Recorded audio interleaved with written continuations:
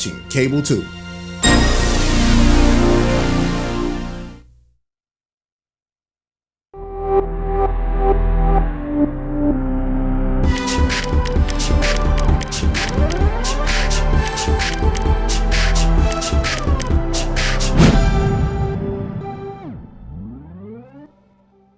Hello everyone, I'm Chris Runge and you're in touch with Dr. Angela Hairston. Thanks for joining us for this episode of In Touch. We've got a lot to talk about today. We'll get caught up with the superintendent here in just a moment.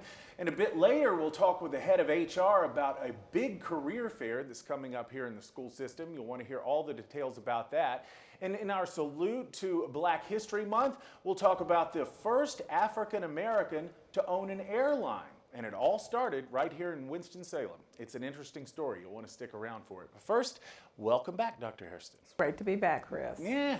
Enough rain? You got enough of the rain? Oh, goodness, yes. Yes. At least it's not snow, right? At least it's not snow. Since we last spoke, the Board of Education, in a unanimous vote, approved an equity policy for our school system. Can you talk more about the policy and why it's important to even have one? So, Chris, equity is a mindset. It's a mindset that in education, we're going to provide children the avenues to success. Now, some people think that means taking away from some and giving to others. It actually does not. It means giving more to some children or different pathways to children based on their needs. And so we really are excited about the equity policy as we start to train people, change mindsets, and ensure that all children can reach high levels of success and attend college and select their career of choice because we've done right by them. And we've stood in the gap when needed, pushed when needed, and provided additional support when needed. Great. Believe it or not, we are just weeks away from the March primary. And on that ballot, there will be a vote for a 1/4-cent sales tax that would boost teacher supplements in our county. We've put together some snippets that we've been running on social media and also here on cable too. We'll let you take a look at this latest one and then we'll talk on the backside of it.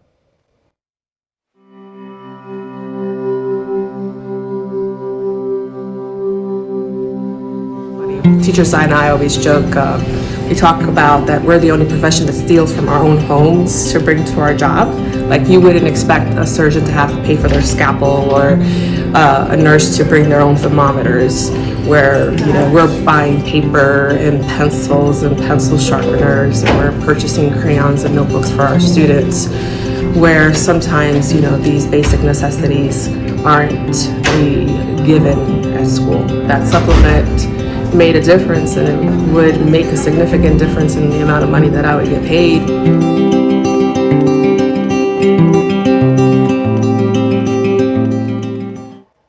So a 1/4 cent doesn't sound like much, but it would mean a great deal to teachers. Right, it would mean between $2,000 and $3,000 in additional supplemental pay, and we are the lowest in 5 of the major districts when it comes to supplemental pay. In fact, there's one district that pays twice as much in supplemental pay as we do, and that's just unacceptable. We want great teachers in our classrooms, and we want to retain great teachers. We must find a way to provide them the compensation. Teaching hasn't changed since I taught, meaning that if you're a great teacher, you're going to spend hours and hours at home planning. You're going to spend hours and hours at home supporting your children, and you're going to be engaged in the classroom when children walk in, from the time they walk in until they leave. And we find many of our teachers having to take on second jobs and do other things outside of their focus on teachers. Now, we can't forget that we have support staff for teachers. Teachers have to have support systems. Our bus drivers, our custodians, our teacher assistants, and so we want to see some support for their pay as well. But this opportunity gives our community a way to say thank you to our teachers and to demonstrate we appreciate them for their work. We want the best, and we want to compensate them for being the best. Again, the primary is March the 3rd, but we should mention that early voting begins in February. So a few days away. Not long at all. School system got some good news recently. It came in the form of a $300,000 grant for safety equipment. Yes. How is that going to make us safer? How are we going to use it? We are continuing to work on our camera systems.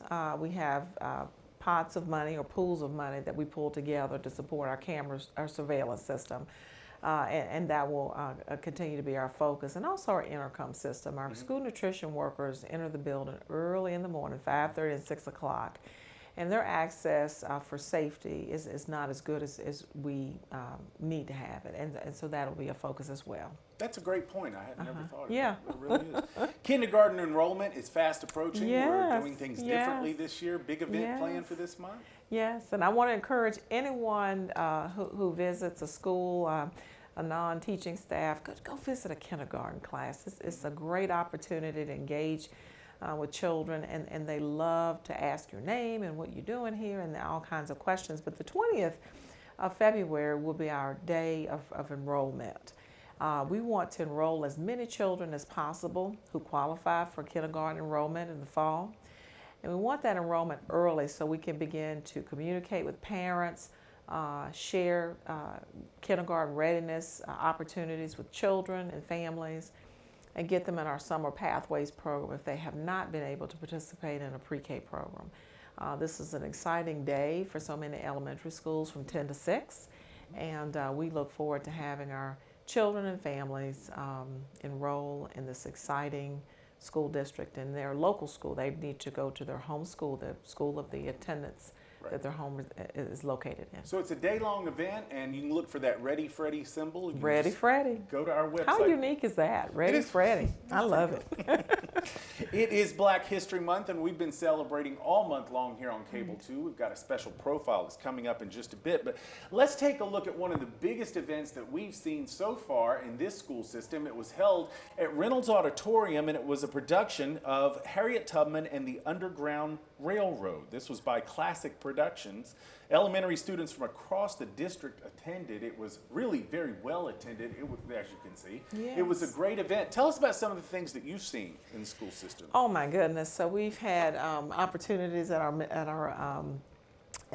middle college, students celebrating African American history, looking at the contributions of historical figures. We have a wax museum at one of our elementary schools. Our own board chair, Melisha Woodbury, has spearheaded an event at the Roscoe Anderson Recreation Center. People can just pop in on the weekends. So many activities are going on throughout the district.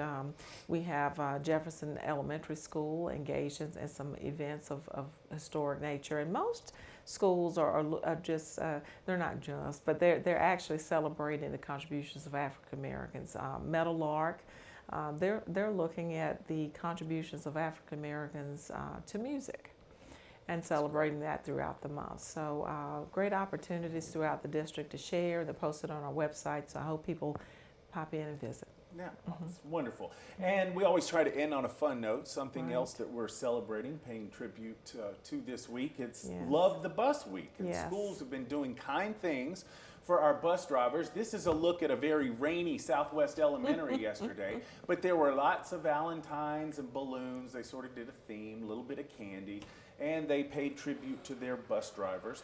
Why is it important for us to celebrate this week? Let me tell you, our bus drivers are strong, they're good people, and they're the first faces for the district when children get on buses. A smile from a bus driver can make the difference between a great day or an okay day. Bus drivers being on time is a challenge with our traffic and our weather, and so we know that they love our children. I met with bus drivers last month for 2 days, and what I learned is even a greater appreciation for the work they do on behalf of our children and our school districts. So it's time for us to really say thank you to our bus drivers and to all the folks that help get our children to school. I can tell you again, I want to reiterate, they love our children. They do, and they want our children to do well. And we're working with them on some improvements for their workload. And this starts here by saying thank you. That just a small level of thanks goes a long way. And we're glad to have Mark Johnson, our state superintendent, joining us at Jefferson later this week for one of those events. That'll be great. And we'll be out there as well, and we'll have video for you on our next program. Thanks so much for being with us. We'll have lots to talk about next month, I'm sure. Thank you, Chris. All right, we appreciate it. If you're looking for a job or maybe you want to change careers, we've got a big career fair coming up and we'll talk about that. And the first African American pilot to own an airline. It's a great story. Stick around.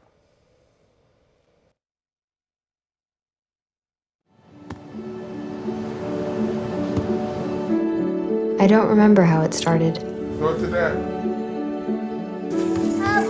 Our back and forth. It always came back. Dad! You probably don't remember what you told me, That was perfect. but I heard every word.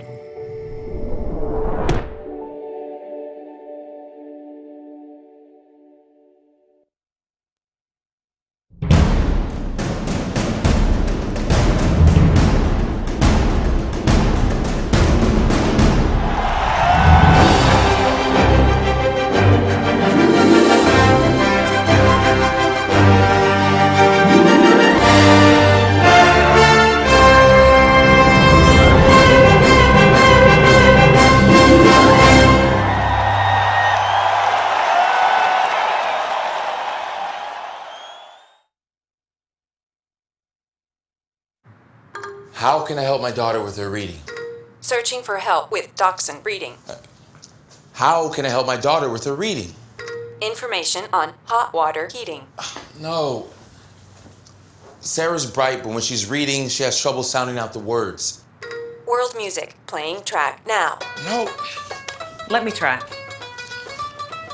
Our daughter gets confused about which details in a story are important. Which paper towels are most absorbent? What? Here are 5 product reviews. Why are you not getting me? See, I told you. Wait, I was trying to show you how Sarah feels every day. Frustrating, isn't it? Redirecting to understood.org. For the 1 in 5 kids with learning and attention issues, this is what life can feel like. Explore understood.org, a free online resource about learning and attention issues, designed to help your child thrive in school and in life. Understood.org, because understanding is everything. There are lots of people who are looking for work these days, and come to find out, the school system has lots of opportunities, and we're going to be showing them off very soon. Our head of HR, Jevelyn Bonnereed, thank you for being with us today. We appreciate it. Thank you for this time. This is an exciting time. It is. We've got a big career fair coming up. Tell us about it. Well, it's on April 4th from 9 to 12, and I think what sets our district apart is that our career fair is, of course, for teachers. We're always in need of teachers. However, our career fair also focuses on all types of roles that we have. They include bus drivers, custodians, even HR. We have some openings, finance. So really all kinds of departments we're going to have available opportunities, which I think is really exciting for the community. So you don't have to have a teaching license. You don't have to want to be in a school. You could be in the administrative office. Exactly. But of course, we do want those teachers. Oh, yeah, we do. But yeah, exactly. We have opportunities throughout the district. And I really want to encourage seniors in high school that are thinking about careers that they come out and take a look, and there'll be opportunities for them as well. What should people bring? Should they dress a certain way? Should they bring their resumes? Does it still work that way? Absolutely. Bring a resume. You can dress in business attire. You can at least business casual attire, I would encourage.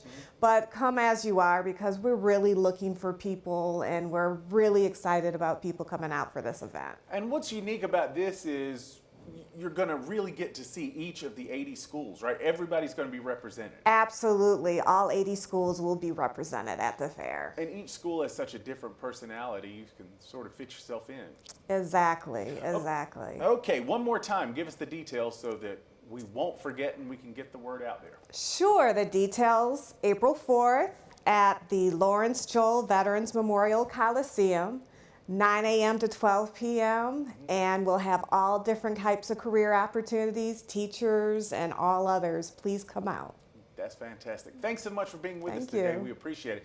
We're going to ask you to sit here for about 90 seconds while I'm finish up some business and then we'll say goodbye. But each February, we pay tribute to prominent African Americans who made a difference in our country.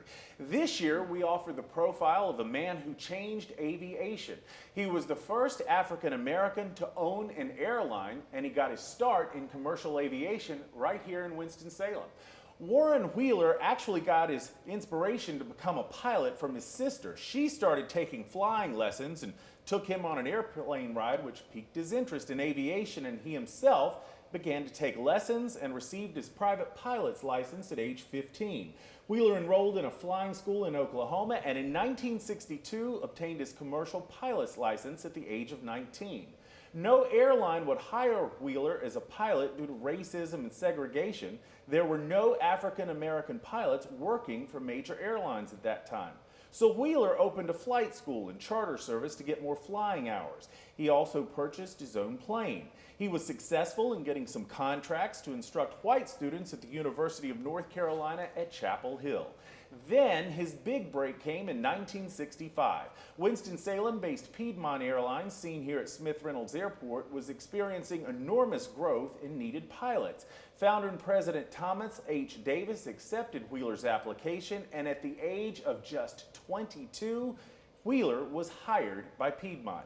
He was the first African-American pilot hired by Piedmont Airlines and the youngest person in their 1965 training class. He was also one of the first 10 black commercial pilots in the U.S. In 1969, Wheeler took a temporary leave of absence from Piedmont and obtained a $36,000 loan and started Wheeler Airlines. The commuter airline began with just one plane and Wheeler as its only employee. It was based at Raleigh-Durham Airport. He catered to businessmen who wanted to avoid crowded, larger airlines and fly to areas of the Carolinas and Virginia. By 1976, the airline had grown and had 3 planes used for commuter service and 8 additional aircraft used for charter flights. Wheeler had 27 employees and was making $20,000 per month in profit. By 1986, the airline industry had drastically changed and larger carriers were taking over smaller ones. Wheeler was still a Piedmont captain and continued with U.S. Air when those two airlines merged in 1989. Profits at Wheeler declined significantly amid the mergers of the 80s, and the company filed bankruptcy and ceased operations in 1991, but the history had been made. Warren Wheeler had owned and operated a very successful carrier for more than 2 decades, the first African-American owned airline in history. And we say thanks to the Piedmont Aviation Historical Society for those pictures. You can learn more about them at jetpiedmont.com or search Jet Piedmont on Facebook. And do a search for Warren Wheeler. His story is fascinating, and that's just a small part about it. Thanks so much for joining us this month. We appreciate it. We'll see you next time on In Touch.